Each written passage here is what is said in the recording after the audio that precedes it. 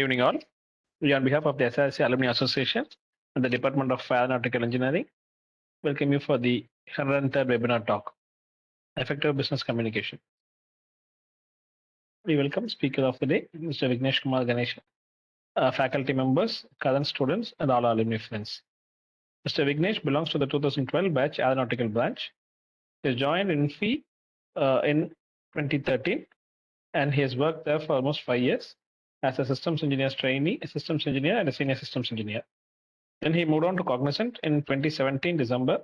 There he has worked for 4.5 years as associate projects and senior associate projects. Since April 2022, he is with Quantify as a senior data engineer. He has got 6+ years of experience in Teradata, Unix, Shell scripting development. His top skills are in Google, BigQuery, Python, and Cloud Composer. Over to you, sir. Thank you, Vasanth sir. That's a really good look back at my career right now. Thanks for that, Vasanth. So good evening all. I hope everybody is like safe and fine at home. And since it's a weekend, so I just wanted to have a casual talk on one of the topics that is a much needed soft skill in the industry right now. So be it whatever industry or whatever work that we are doing, right? I have come across a lot of situations where the new people, the freshers, right? Freshers in the sense I would call them as the Gen Zs. So they're the next generation of any industry, like as a matter of fact. So it is my honor and my responsibility to take them handheld when they start their career, like professional careers, and it is also the other people's responsibility to put them in the right path before they go into any bigger industries. So I feel this as my responsibility, and that's the reason why I have picked up this topic to be like discussed here. So this session is going to be like mostly in English and Tamil. It's a bilingual session, so we can feel free to put forth your questions, and you can talk to me or stop me then and there where you want me to. Okay, so I have prepared a small presentation for you guys to go through. One moment, I'm just sharing my screen. Okay, we'll just go with the slides. So the reason why I'm taking up this topic is I'm just giving you a brief background of why I'm going with this topic. There have been a lot of cases. I don't call it as cases. There have been a lot of situations where I see a new joiner or a fresher or a Gen Z struggling a bit in the initial phases of their professional careers, be it any automotive industry, be it any of his the core area of industry that he's going to work on. So all these industries, right? The reason why is there is going to be a drastic change in the organizational structure when you come into any of these industries from the educational institutions that are now you are being a part of. Okay, so so basically what happens is in the education institutions and colleges, universities where you study, right? It is the communication from the professors or the assistant professors, anybody. They will be mostly the decision makers of your curriculum and all those things that are relevant to your academics. So when you come into any organization, right, there'll be a responsibility put in your hands that you will be like taking care of, and you will be like the core responsible person for that particular task, be it any smallest of the tasks. When you consider this situation, right, there's always a chance for a person to panic, the person to collapse because of the additional responsibility that is put in his head or hands, right? இது நிறைய பேருக்கு நம்ம feel பண்ணியிருப்போம். என்ன பண்ண போகிறோம் ஒரு கம்பெனிக்குள்ளே போனோடனே ஒரு கான்ஃபிடன்ஸ் இருக்கும். அந்த கான்ஃபிடன்ஸ் வந்து it will be only till a certain point. அந்த கான்ஃபிடன்ஸ் வந்து நீங்கள் பூஸ்ட் அப் பண்ணுறதுக்கு you have to do some pre trainings. இந்த மாதிரி செஷன்ஸ் இப்போ நான் கொடுக்குற செஷன் விட you should have more desire to learn something that will equip you when you get into any industry. ஓகேங்களா? இந்த மாதிரி சாஃப்ட் ஸ்கில்ஸ் நான் சொல்ல வரேன். பேசிக்லி இப்போ பார்த்தீங்கன்னா when you enter an organization, you will be put in a team. ஒரு training அதெல்லாம் விட்டுருங்க, that is all like a different ball game. Training முடிச்ச அப்புறம் training will be like very similar to what you do in your colleges. எப்படி வந்து classes எடுப்பாங்களோ அந்த மாதிரி ஒரு சில லைக் இன்ஸ்ட்ரக்டர்ஸ் வருவாங்க, கிளாஸ் எடுப்பாங்க. That time all will like similar to what you do in the colleges. But ஒரு ப்ராஜெக்ட்ல போனதுக்கப்புறம் பார்த்தீங்கன்னா you cannot expect fresher to be in your team.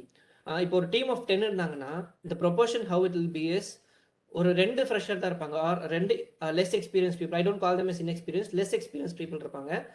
மற்றதெல்லாம் பார்த்தீங்கன்னா ஒரு பர்சன் இருப்பாங்க, he'll be the most experience person in that team. And one please, most experience person in that team, he will be guiding or அந்த டீமை வந்து அவங்க வழிநடத்திட்டு இருப்பாங்க. But அந்த மாதிரி பாயிண்ட்ல வந்து நீங்கள் அவங்ககிட்ட பேசுறதுக்கு இனிஷியலாகவே வந்து உங்களுக்கு ஒரு கான்ஃபிடன்ஸ் பில்ட் ஆகணும்னா இந்த மாதிரி ஒரு சில விஷயங்கள் சாஃப்ட் ஸ்கில்ஸ்லாம் நீங்கள் வந்து டெவலப் பண்ணிக்கிட்டீங்கன்னா நீங்கள் வந்து ஒரு ப்ராப்ளம் இல்லாமல் வந்து என்ன சொல்கிற ஒரு ஹெசிடேஷன் இல்லாமல் போய் அவங்ககிட்ட பேசுறதுக்கு ரொம்ப யூஸ்ஃபுல்லாக இருக்கும். ஓகேங்களா? ஸோ நான் கம்யூனிகேஷன் பொறுத்த வரைக்கும் என்னன்னு பார்த்தீங்கன்னா மல்டிபிள் வேஸ் ஆஃப் கம்யூனிகேஷன் இருக்கும். பிட்வீன் யுவர் ஃப்ரெண்ட்ஸ், அப்புறம் உங்களோட ஸ்டாஃப் மெம்பர்ஸ் கூட இருக்கும், உங்கள் ஃபேமிலி கூட இருக்கும், உங்களோட அப்புறம் சீனியர்ஸ் கூட இருக்கும். அந்த மாதிரி நிறைய வேஸ் ஆஃப் கம்யூனிகேஷன் இருக்கும். ஸோ நம்ம வந்து அந்த ஐ மீன் லைக் நார்மல் கம்யூனிகேஷன்லாம் விட்டுடலாம். So let us get into the business communication. In the sense somebody who is more experienced than you in the field of work that you're going to do, அவங்க கிட்ட நீங்கள் எப்படி approach பண்ணுறீங்க, எப்படி வந்து நீங்கள் அவங்ககிட்ட ஒரு ஒர்க்கை வந்து எக்ஸ்பிளைன் பண்ணி, இல்லை வந்து உங்களோட சுச்சுவேஷன் எக்ஸ்பிளைன் பண்ணி எப்படி அவங்ககிட்ட இருந்து ஒர்க் எக்ஸ்ட்ராக்ட் பண்ணிக்கிறீங்க, உங்களோட ஒர்க் எப்படி நீங்கள் வந்து போர்ட்ரே பண்ணிக்கிறீங்க, இந்த மாதிரி விஷயத்துக்கு தான் வந்து பார்த்தீங்கன்னா இந்த பிஸ்னஸ் கம்யூனிகேஷன்றதை நான் வந்து ஸ்ட்ரெஸ் பண்ணுறேன். ஃபர்ஸ்ட் திங் இஸ் ஒரு இண்டிவிஜுவல் கம்பெனிக்குள்ளேயோ ஒரு எம்ப்ளாயி பேஸ் இருக்குன்னா அதுக்குள்ளே வந்து எதுக்காக வந்து இந்த கம்யூனிகேஷன் ப்ராப்பராக இருக்குன்னு சொல்கிறோன்னா, only when you express your ideas, views, உங்களோட சுச்சுவேஷன்லாம் நீங்கள் வந்து ப்ராப்பராக நீங்கள் வந்து ஆர்டிகுலேட் பண்ணீங்கன்னா மட்டும்தான் உங்களோட ஆர்கனைசேஷனோட கோல், அதுக்கப்புறம் அதுக்குள்ளே இருக்கிற அந்த ப்ராக்டிசஸ் எல்லாமே வந்து பார்த்தீங்கன்னா ப்ராப்பராக ஃபங்க்ஷன் ஆகிறதுக்கு ஹெல்ப்ஃபுல்லாக இருக்கும். ஓகேங்களா? ஸோ இந்த பாயிண்ட்ல பார்த்தீங்கன்னா பீயிங் அன் இன்ட்ரோவர்ட், எக்ஸ்ட்ரோவர்ட்லாம் வந்து it doesn't matter at all, goes to a toss. ஓகேங்களா? So an introvert can anytime write a mail, an extrovert can also write a mail. புரியுதுங்களா? ஸோ இந்த மாதிரி சுச்சுவேஷனுக்கு நீங்கள் அதை எதிர்பார்க்கணும்னு அவசியம் கிடையாது. ஐ மீன் இன்ட்ரோவர்ட் என்னால் வந்து கம்யூனிகேட் பண்ண முடியுமா அப்படிலாம் நீங்கள் வந்து கவலைப்பட வேண்டாம். ஸோ இந்த கம்யூனிகேஷன் பார்த்தீங்கன்னா you can write through emails, you can talk through phone, you can send voice recordings, voice messages. இல்லைனா everything should have a proper discipline, structure, format, and then I mean point of confidence where it shows you, I mean shows the other person, the receiving end person. அவங்களுக்கு வந்து okay இந்த person வந்து he has some understanding, he is try to understand something from what is happening. அந்த மாதிரி ஒரு situation வந்து உங்களை அவங்க பார்க்கணும். அதுக்காக தான் வந்து நான் இவ்வளோ ஸ்ட்ரெஸ் பண்ணுறேன். ஓகேங்களா? ஸோ இனிஷியலாக பார்த்தீங்கன்னா உங்களுக்கு இந்த டீமுக்குள்ளே போகிறாங்க, நம்ம அந்த பாயிண்ட்கே வருவோம். இனிஷியலாக பார்த்தீங்கன்னா அந்த டீமுக்குள்ளே போகும்போது நிறைய ஒர்க் அவங்க பண்ணிட்டு இருப்பாங்க. ஸோ அந்த ப்ராப்ளம்ஸ் எல்லாம் வந்து உங்களால் ஃபேஸ் பண்ணுறது இனிஷியலாக அந்த ஒரு ஹிக்கப்ஸ் இருக்கும். ஓகேங்களா? ஸோ அந்த பாயிண்ட்டை பற்றி நம்ம பேச வரல, இனிஷியல் ஹிக்கப்ஸ் பற்றி பேச வரல. இந்த கம்யூனிகேட் பண்ணுறது பார்த்தீங்கன்னா the way you communicate, see first டேவே ஸ்டார்ட் பண்ணிக்கலாம். ஓகேங்களா? You want something to be taught from them, like ஏதாவது ஒரு இன்ஃபர்மேஷன் தெரியணும் அப்படின்னு இருக்கும்போது இந்த கம்யூனிகேஷனில் பார்த்தீங்கன்னா 7 C's இருக்குது. ஸோ இதெல்லாமே பார்த்தீங்கன்னா அந்த பிகாம் அண்ட் தென் அந்த லாங்குவேஜ் கிளாஸஸ் இதெல்லாம் வர ஒரு டாபிக் தான் நான் ரெஃபர் பண்ணி கொண்டு வந்திருக்கேன், just because I wanted some structure. I will also correlate few examples that I have come across, situations that I have come across, so that இது கூட நீங்கள் வந்து ரிலேட் பண்ணி பார்க்க முடியும். சரிங்களா? ஸோ நீங்கள் எப்போ ஒரு மெயில் எழுதுறதா இருந்தாலோ இல்லை ஒரு ஐ மீன் லைக் ஒருத்தர்கிட்ட பேச போறீங்கனாலோ இந்த ஒரு 7 C's வந்து பார்த்தீங்கன்னா it is very important to keep in mind. C going out of the graph 1 or 2 is okay. இப்போ இந்த 7ல வந்து நீங்கள் வந்து ஏதோ ஒரு பாயிண்ட் கன்சைஸாக இல்லாமல் போகலாம், இல்லை கரெக்ட்னஸ் இல்லாமல் போகலாம், கம்ப்ளீட்னஸ் இல்லாமல் போகலாம். இதெல்லாம் வந்து இனிஷியல் ஸ்டேஜஸில் வர ஹிக்கப்ஸ். ஓகேங்களா? But maximum try to accommodate all these items so that your structure of your speech or structure of your email or structure of what you're going to discuss with somebody in your team, இதெல்லாமே வந்து பார்த்தீங்கன்னா it will look more professional. ஓகேங்களா? let me move on to the other I mean like slides inside. இப்போ இது first இது பார்த்தீங்கன்னா clarity. இப்போ உங்களுக்கு வந்து ஒரு ஆட்டோமோட்டிவ் இண்டஸ்ட்ரியில் ஒர்க் பண்ணீங்கன்னு வச்சுக்கோங்க. There is some idea. உங்கள் டீமில் வந்து ஒரு 1 month நீங்கள் ஒர்க் பண்ணிட்டீங்க, ஒரு ஐடியா வந்திருக்கு உங்களுக்கு. You have something like existing டிசைனில் ஒரு ப்ராப்ளம் இருக்குது, அதை எக்ஸ்பிளைன் பண்ணணும். அப்படிங்கும்போது நீங்கள் வந்து அந்த டிசைனை பற்றி உண்டான ஒரு கிளாரிட்டி உங்களுக்கு வேணும். Be it any computer science industry or any IT industry, manufacturing industry, எதுவாக இருந்தாலுமே அதை பற்றி ஒரு அண்டர்ஸ்டாண்டிங் வந்ததுக்கப்புறம் நீங்கள் பேச போகிறதோ எழுத போகிறதுலையோ ஒரு கிளாரிட்டி வேணும், அந்த கண்டென்ட்டில் ஒரு கிளாரிட்டி வேணும். அது நீங்கள் வந்து ஒரு பெரிய சப்ஜெக்ட் ஏரியாவை எடுத்துக்காமல் சின்ன சின்ன இதில் நீங்கள் வந்து கிளாரிட்டி போட்டு பண்ணால் கூடமே it will make you look more professional. சரிங்களா? ஸோ அந்த வகையில் பார்த்தீங்கன்னா டு பி மோர் கிளியர் என்ன பண்ணணும்னா இந்த பாயிண்ட்ஸ்லாம் நீங்கள் வந்து நோட் பண்ணிக்கலாம். So you have to be very clear on your idea. அதுக்கப்புறமா சிம்பிள் லாங்குவேஜ் யூஸ் பண்ணால் போதும். You don't have to be like sophisticatedly well equip with your English or என்ன லாங்குவேஜ் யூஸ் பண்ணாலுமே நீங்கள் வந்து ரொம்ப ஒரு பெரிய வேர்டு யூஸ் பண்ணாதான். இப்போ ஒரு என்ன சொல்கிறது, நான் வந்து ஒரு பெரிய வேர்டு காம்ப்ளிகேட்டட் வேர்டு போட்டால் தான் எனக்கு வந்து அவங்க மேலே ஒரு பெரிய ஒரு இம்ப்ரெஷன் வரும். சரி இந்த பையன் இவ்வளோ பேசுகிறான் அவ்வளோ பேசுகிறாங்கன்னா it is all like false hope that you giving. சரிங்களா? Be very simple in language. பாயிண்ட்டை கிளியராக போடுங்க. ஆக்சுவல் ஐடியாங்கிறது என்னென்னா சின்ன சின்ன பீசஸாக நீங்கள் வந்து எக்ஸ்பிளைன் பண்ணலாம். ஓகேங்களா? இந்த மாதிரி நீங்கள் கிளாரிட்டி கொடுத்தீங்கன்னாவே அவங்களுக்கு வந்து புரிஞ்சிடும். So this person has some understanding, is trying to question or is trying to portray something to us. நம்ம என்ன பண்ண முடியுமோ பண்ணலாங்கிற ஒரு ஐடியா வரும். ஓகேங்களா? நெக்ஸ்ட் பார்த்தீங்கன்னா you have correctness. So I'm going to present something. இப்போ ஒரு டீமுக்கு நான் ப்ரெசென்ட் பண்ணுறேன், இல்லை உங்கள் கொலீக்கே நீங்கள் வந்து ஒரு ஐடியா நீங்கள் வந்து ப்ரெசென்ட் பண்ணுறீங்க. அப்படிங்கும்போது either you give it in a return or you do it in a oral way. ஓகேங்களா?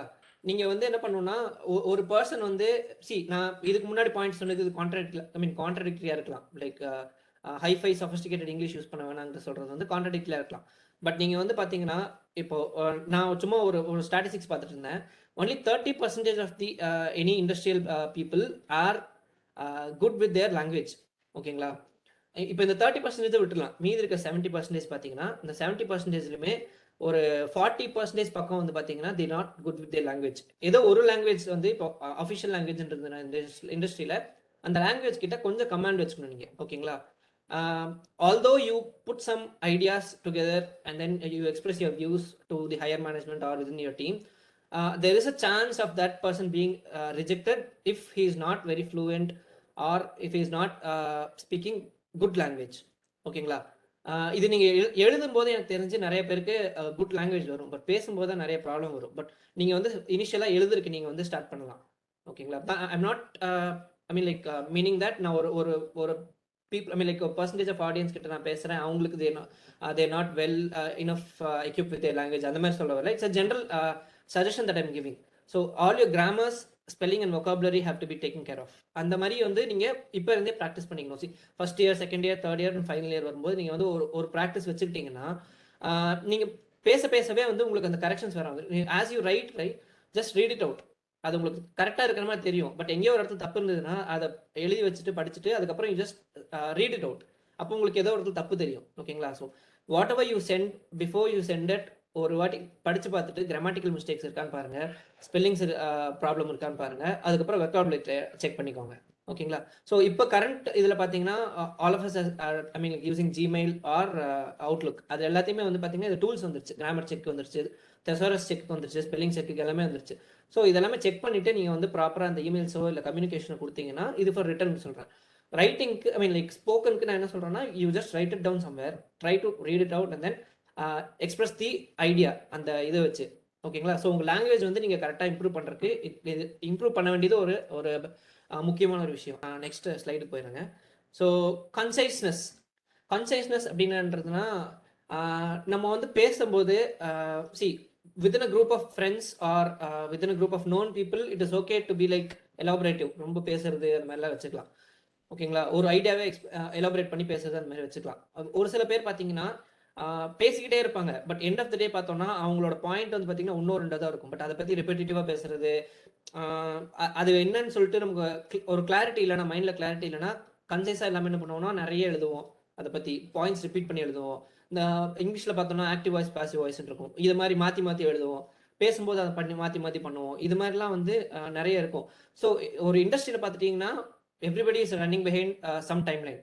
ஸோ அந்த யாராக இருந்தாலுமே அந்த டைம்லைன் கேட்சப் பண்ணுறதுக்கு பார்க்கும்போது ஒரு இமெயிலோ இல்லை ஒரு கம்யூனிகேஷன் வித் இந்த டீம் வருதுனாவோ கிறிஸ்பாக கன்சைஸாக இருந்துச்சுன்னா டக்குன்னு பார்த்துட்டு ஓகே இதுக்கு நம்ம என்ன டிசைட் பண்ணலாம் அப்படிங்கிற ஒரு ஐடியா தோணும். பட் அந்த மாதிரி எழுதாமல் ரொம்ப லென்த்தி மெசேஜஸ், இப்போ நான் I will just share example. One of the top most people நான் ஒர்க் பண்ண கம்பெனிஸில் பார்த்தீங்கன்னா அவங்களோட இமெயில்ஸ் பார்த்தீங்கன்னா இது ரன் த்ரூ பேஜஸ். ஸோ அதெல்லாம் வந்து எனக்கு தெரிஞ்சு நானே படித்து பார்க்க மாட்டேன். அதில் சும்மா ஃபைன் கொடுத்து ஏதாவது நமக்கு இப்போ ஃபார் எக்ஸாம்பிள் ஒரு மெயில் வருதுன்னா அதில் நமக்கு ஏதாவது வந்து ஹைக் பற்றி வருதா இல்லை வந்து ஏதாவது ப்ரொமோஷன் பற்றி வருதாங்கிற மாதிரி நான் சர்ச் பண்ணி பார்த்துட்டு போயிடுவேன். அதுதான் என்னோட mind set. So 90% of people mind set இப்படி தான் இருக்கும். பெரிய மெயில் எழுதும் போதோ இல்லை நிறைய பேசும்போதோ வந்து அதில் என்ன நமக்கு வந்து கேப்சர் பண்ணுறதுங்கிறது வந்து நமக்கு ஐடியாவாக போயிடும். அதனால் வந்து என்ன பண்ணுவோன்னா ஷார்ட்கட்ஸ் தேட ஆரம்பிச்சிடும்.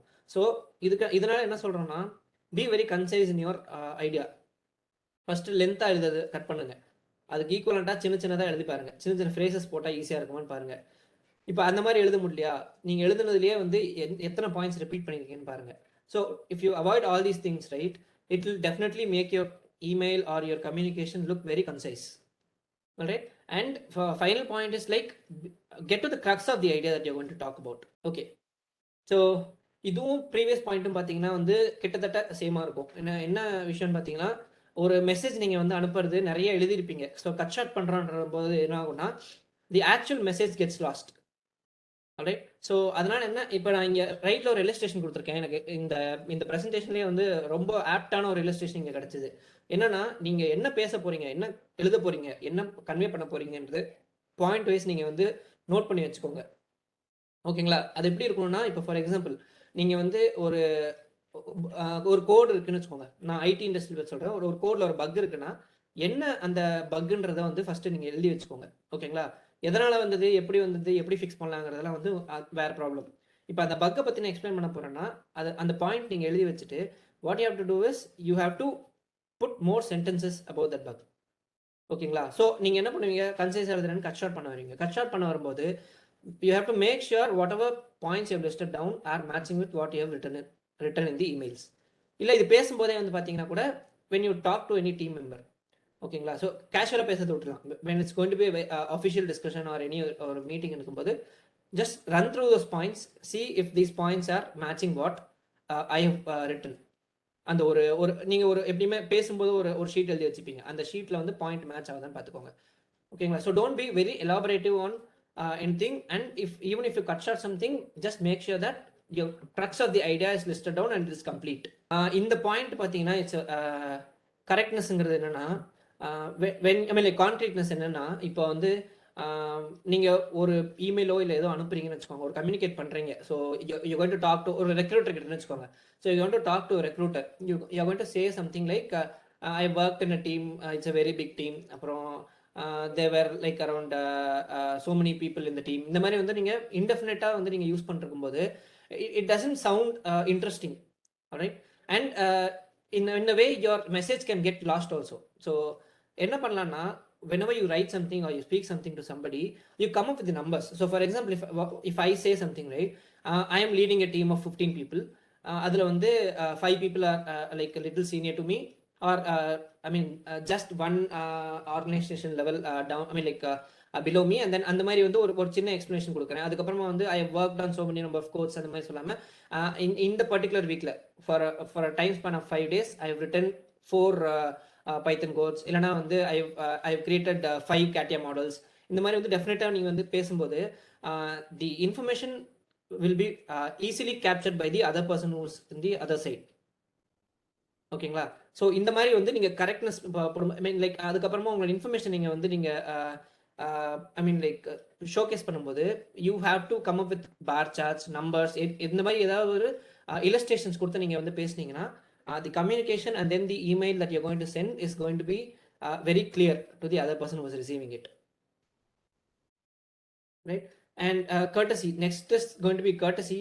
இது ஒன்றும் இல்லை, இது வந்து ரெகுலராக நீங்கள் நார்மலாக ஒரு பர்சன் கிட்ட பேசும்போது பி வெரி கர்டியஸ்னு எதுக்கு சொல்கிறாங்கன்னா, C you have to think about that person who is listening to you, right?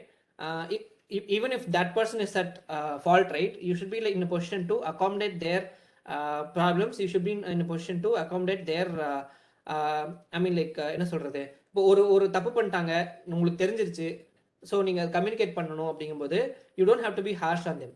ஓகேங்களா? So if they realize it, you don't have to like communicate a lot, but you have to be very crisp and courteous to tell them that there's something has been gone wrong. நீங்கள் மறுபடியும் வந்து revisit பண்ணிட்டு வாங்க உங்கள் ஐடியாவை அந்த மாதிரி பேசலாம். இல்லை வந்து பொலைட்டாக ஒரு கர்டியஸாக வந்துட்டு நீங்கள் you just can reject their plea. If they come with very harsh emails to you, you can just politely reject their email saying this is not under my scope. இந்த மாதிரி வந்து நீங்க நிறைய situations இருக்கும். அந்த மாதிரி நீங்க வந்து ரிஜெக்ட் பண்ணிடலாம். So don't be very harsh in your tone and don't be be very polite is what I'm trying to tell you.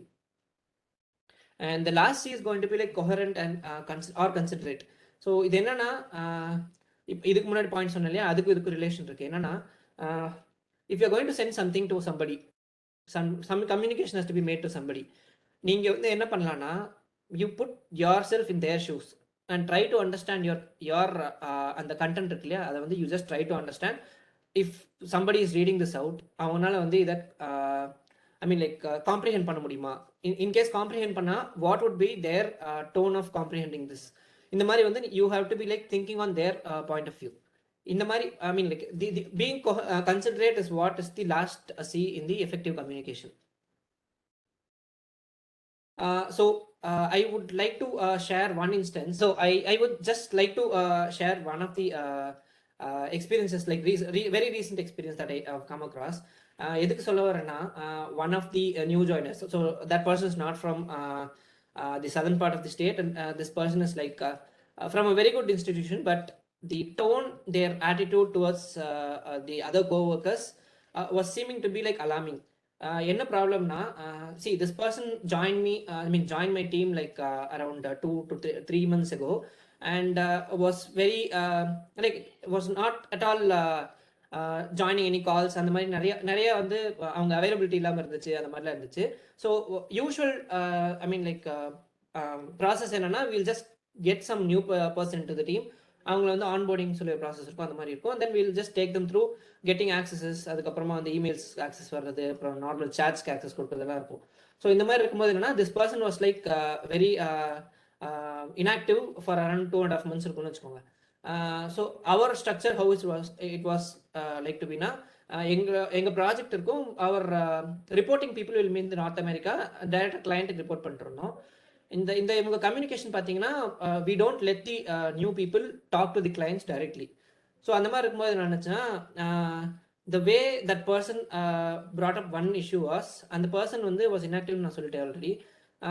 that person did not even tend to talk to anybody in the team. சடனாக வந்து என்னாச்சுன்னு தெரியல, ஒரு 2.5 monthsல வந்து டைரெக்டாக கிளைண்ட்டுக்கு வந்து யாரையுமே copy பண்ணாமல், ஷி ஜஸ்ட் காப்பிட் என்னோட பேர், அப்புறம் என்னோட மேனேஜர், அப்புறம் அவங்களோட ஹெச்ஆர் காப்பி பண்ணிட்டு டைரெக்டாக கிளைண்ட் சைடில் இருக்க ஒரு நார்த் அமெரிக்கா ஹெட்டுக்கு மெயில் போட்டாங்க. என்னன்னா, இந்த மாதிரி நான் 2.5 months ஆச்சு, நான் ஜாயின் பண்ணிட்டேன், எனக்கு எதுவுமே வந்து நீங்கள் ப்ராப்பராக ஆக்சஸ் கொடுக்கல என்ன. ஸோ ஒரு ஃபன்னி நோட் என்னன்னா, this person has clearly written, I am doing my job, what are you doing with your job மாதிரி அவங்க வந்து நோட் பண்ணிட்டாங்க, அந்த இமெயிலில் போட்டாங்க. So this created a lot of trouble. என்னன்னா, இப்போது புதுசாக வர ஜென்சிஸ்க்கு வந்து பார்த்தீங்கன்னா, there should be like proper communication classes to be taken. அவங்களுக்குலாம் வந்து எப்படி வந்து கோவொர்க்கர் கூட பேசுறது, how to be like considerate to others, இந்த மாதிரிலாம் வந்து பேசுன்றது வந்து ஒரு பெரிய டிஸ்கஷனாக வந்துச்சு. So that I felt to be like very alarming. அதனால தான் வந்து இந்த செஷனே வந்து நான் எடுக்கணும்னு சொல்லியிருந்தேன். So at least like if few people go through this one, right, they will be able to share their thoughts with their friends, அவங்களோட ஃப்ரெண்ட்ஸ் அந்த மாதிரி போகும்னு சொல்லி தான் நான் இந்த ஒரு ஐடியாக்கே வந்தேன். So I am just going to finish my thing here. So thank you so much, Vasanth sir, Thomas sir, for giving this opportunity. I hope people get like useful இருக்கும்னு நான் நினைக்கிறேன். Audience, is there any questions? You can ask the questions.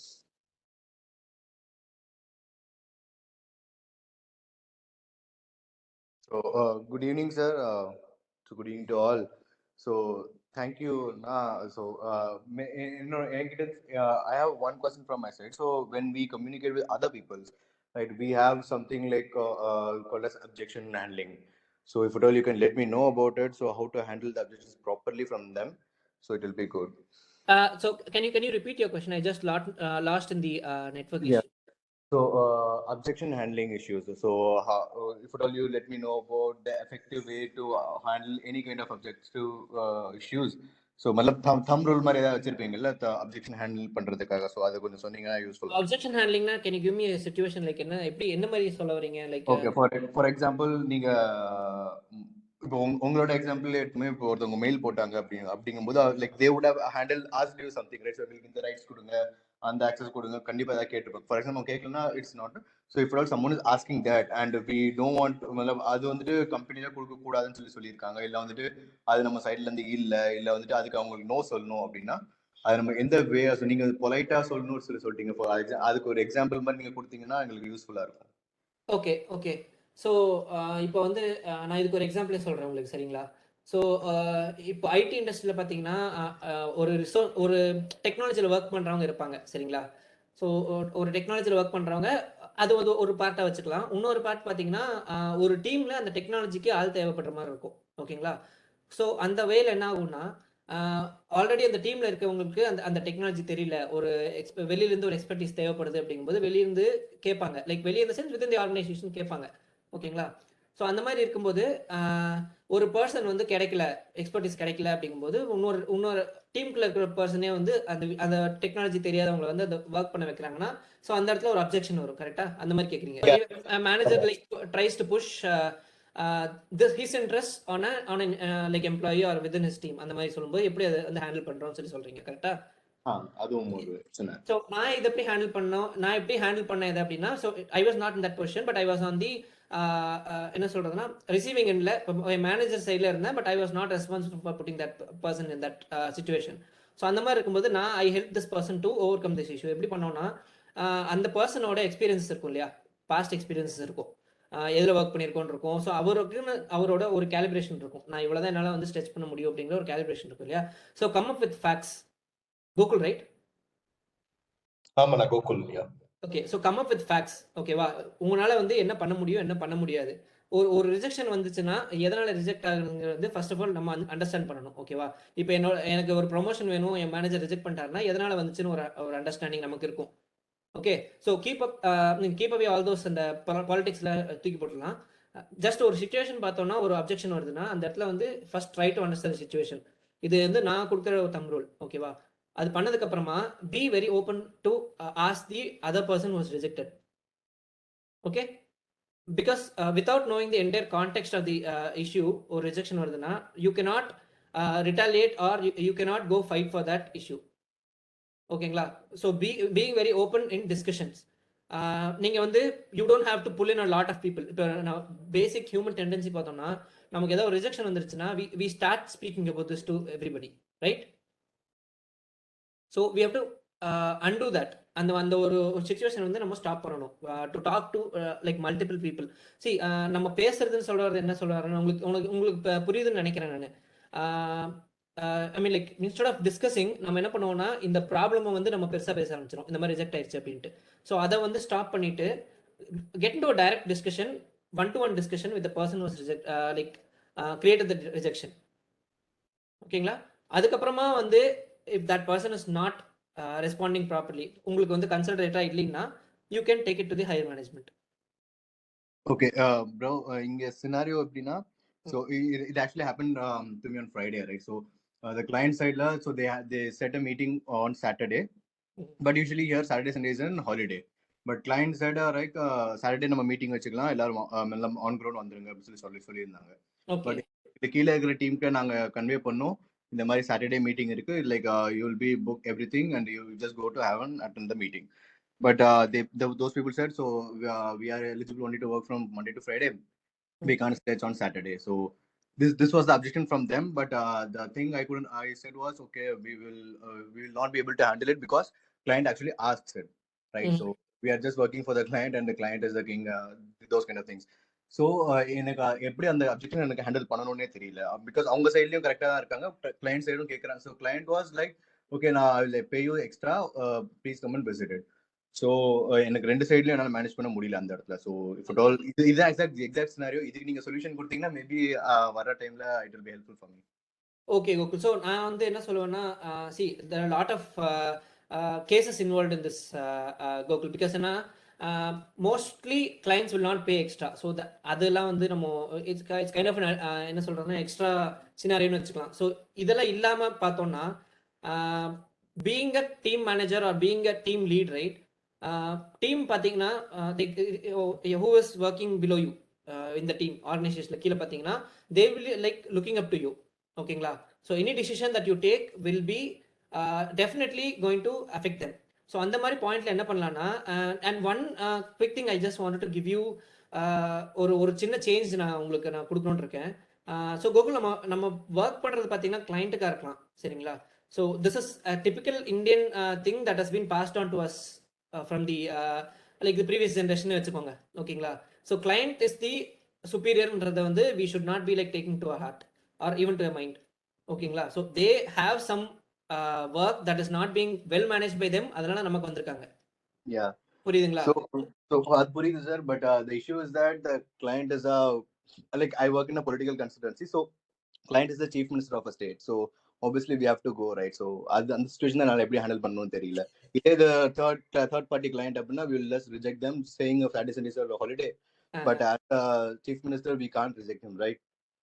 சரி, chief மினிஸ்டர்ன்றதுக்கு வந்து நீங்க பவரை வச்சு நீங்க பண்ண வேணாம், ஓகேவா? ஸோ அப்படி சீஃப் மினிஸ்டர்னு பார்த்தோம்னா so the personal time is more important than any chief ministers time தான் நான் சொல்லுவேன். Okay. Right? So நீங்க வந்து you have to be like answerable only your team and you have to be the face of your team, ஓகேங்களா?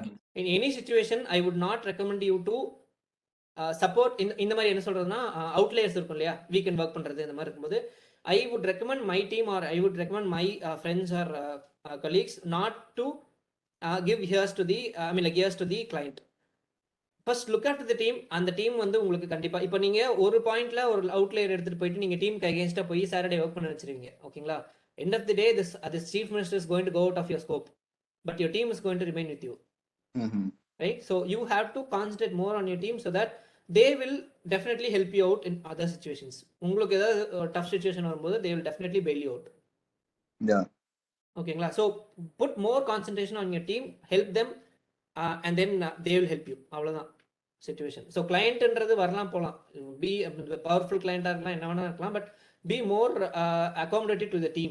Any other question? Okay, if no more questions, we can go for the concluding session. So thank you, Vignesh, on behalf of SREC Alumni Association and Fairton and President, on behalf of Secretary, we thank Mr.Vignesh Kumar Ganesan, Aeronautical Engineering, 2012 passed out, and we thank the Aeronautical Department for organizing the resource person for today's webinar, and we thank all the participants, faculty members and student members, those who are attended today's webinar. Thank you for your valuable information for the young engineers. Thank you, Vignesh. Thank you, sir. My pleasure. Thank you all. Thank you. Thank you, Vignesh. Thank you, sir.